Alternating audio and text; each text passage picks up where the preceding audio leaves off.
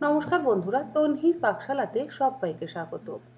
আজ শেয়ার করব শিবরাত্রি স্পেশাল সাবুদানা টিক্কি রেসিপি। তবে অনেকেই শিবরাত্রির দিন ঠান্ডা খায়, অর্থাৎ সাবু মাখা খায়। কিন্তু যাদের সাবু মাখা খেতে ভালো লাগে না বা মিষ্টি খেতে অপছন্দ, তারা এইভাবে নোনতা সাবুদানার টিক্কি বানিয়ে অবশ্যই খেতে পারেন। তাহলে দেখে নেওয়া যাক আমার আজকের এই ভিডিওটি।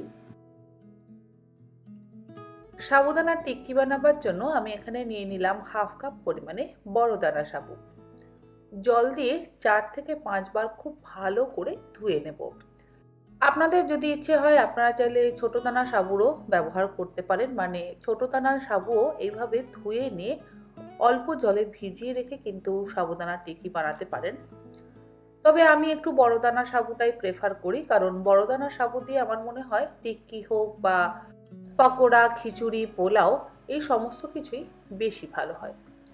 যাই হোক, সাবুদানাটা আমি খুব ভালো করে জল দিয়ে ধুয়ে নিয়ে এবারে অল্প পরিমাণে জল দিয়ে কিন্তু আমি ভিজিয়ে রাখছি। জাস্ট 1 কড় জল দিয়ে আমি ভিজিয়ে রাখছি। বেশি জল আমি একেবারেই ব্যবহার করি না সাবু ভেজানোর ক্ষেত্রে। আপনারা চাইলে অবশ্যই বেশি পরিমাণে জল দিয়ে সাবু ভেজাতে পারেন, কিন্তু অল্প জল দিয়েও দেখুন সাবু সুন্দরভাবে ভিজে যায়। 1 কড় জল দিয়ে আমি সাবুটা ঢাকা দিয়ে 2 ঘন্টা ভিজিয়ে রেখেছিলাম, আর দেখুন সাবু একদম ঝরঝরে ভাবে কিন্তু ভিজে গেছে।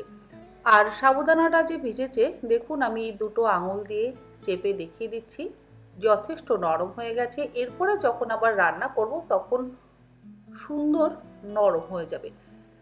বেশি জল দিয়ে যদি সাবুদানা ভিজিয়ে রাখা হয় তাহলে কিন্তু খিচুড়ি একেবারেই ঝরঝরে হয় না। সাবুদানার বাটিটা আলাদা সরিয়ে রাখলাম। এবারে গ্রাইন্ডিং জারের মধ্যে আমি হাফ কাপ পরিমাণে রোস্টেড খোসা ছাড়ানো চিনেবাদাম নিয়ে নিলাম। চিনেবাদামগুলো আমি গুঁড়ো করে নেব। আর একটু যদি দানা দানা থাকে তাহলে ভালো হয়, পুরো একদম মসৃণ করে গুঁড়ো করবার প্রয়োজন নেই।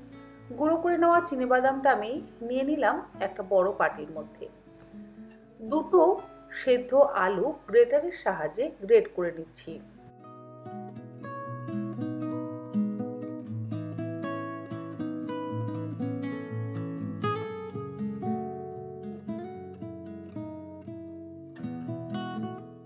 আলু দুটো গ্রেট করে নেওয়ার পর অল্প একটু আদাও গ্রেটারের সাহায্যে গ্রেট করে নেব।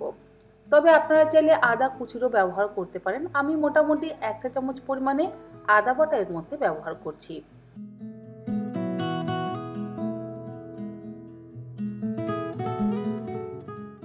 ঝালের জন্য দিয়ে দিচ্ছি 3টে লঙ্কা কুচি।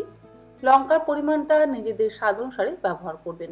অল্প একটু দিয়ে দিলাম ধনেপাতা কুচি।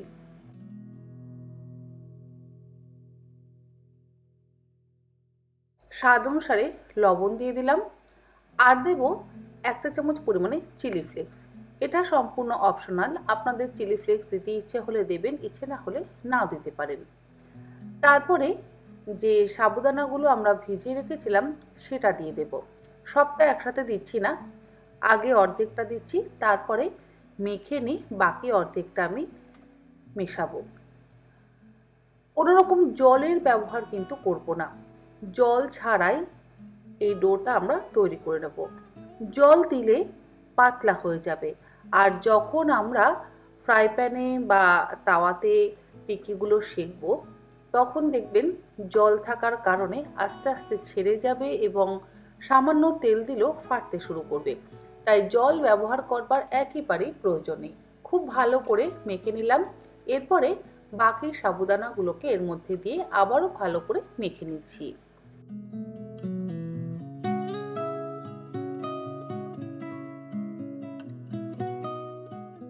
সবটা মাখা হয়ে গেলে এরকম মিডিয়াম সাইজের বল বানিয়ে নেব। প্রথমে বলগুলো বানিয়ে নিচ্ছি, তারপরে টিক্কিগুলোকে আমরা হাত দিয়ে চ্যাপটা করে গড়ে নেব। টিক্কি বানানো এমন কিছু কঠিন কাজ নয়, তবে বারবার বলছি জলের ব্যবহার কিন্তু একেবারেই করবেন না। আমরা সেদ্ধ আলু ব্যবহার করেছি, আর সাবুদানার মধ্যে অল্প অল্প জল তো আছেই, এবং সাবুর একটা আঠা আঠা ভাব আছে। তো সেই আলুর আঠা এবং সাবুদানার আঠাতেই সুন্দর আটকে যাবে। জল ব্যবহার করলেই দেখবেন নষ্ট হয়ে যাবে। টিক্কিগুলোকে শ্যালো ফ্রাই করবার জন্য ফ্রাই প্যানে 2 চা চামচ পরিমাণের সাদা তেল দিয়ে তেলটাকে খুব ভালো করে গরম করে নিয়ে এবারে গড়ে নেওয়া টিক্কিগুলো ফ্রাই প্যানের ওপরে রেখে গ্যাসের ফ্লেমটাকে লোতে করে দিয়ে উল্টে পাল্টে গোল্ডেন ব্রাউন করে সেঁকে নেব। ডিপ ফ্রাই করবার একেবারেই প্রয়োজন নেই। টিক্কি তো আমরা কখনোই ডিপ ফ্রাই করি না, শ্যালো ফ্রাই করি।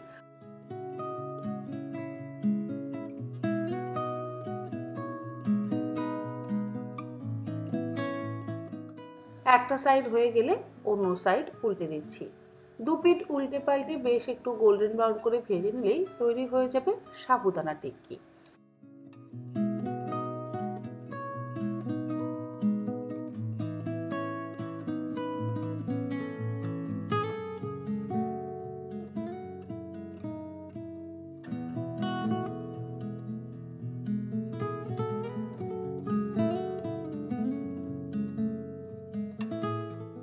আমি একটু কড়া করে ভাজছি অল্প তেল দিয়ে, যাতে খেতে মুচমুচে হয়। আশা করি আমার আজকের এই সাবুদানার টিক্কি রেসিপি আপনাদের ভালো লাগলো। ভালো লাগলে আপনারা এরকমভাবে একবার অন্তত বাড়িতে বানিয়ে দেখবেন। আমার মনে হয় আপনাদের সকলেরই ভালো লাগবে। আর অনেকেই শিবরাত্রিতে ঠান্ডা খান। যারা ঠান্ডা খান তারা সাবুদানা ভিজিয়ে খেতে পারেন, আর যারা গরম খান তারা এইভাবে সাবুদানার টিক্কি বা সাবুদানার পোলাও বা সাবুদানার পকোড়া, আবার চাইলে সাবুদানার খিচুড়ি বানিয়েও কিন্তু অবশ্যই খেতে পারেন। আজ তাহলে এই পর্যন্ত। আবার হাজির হয়ে যাব অন্যদিন অন্য কোনো রেসিপি নিয়ে। ভালো থাকবেন, সুস্থ থাকবেন। ধন্যবাদ।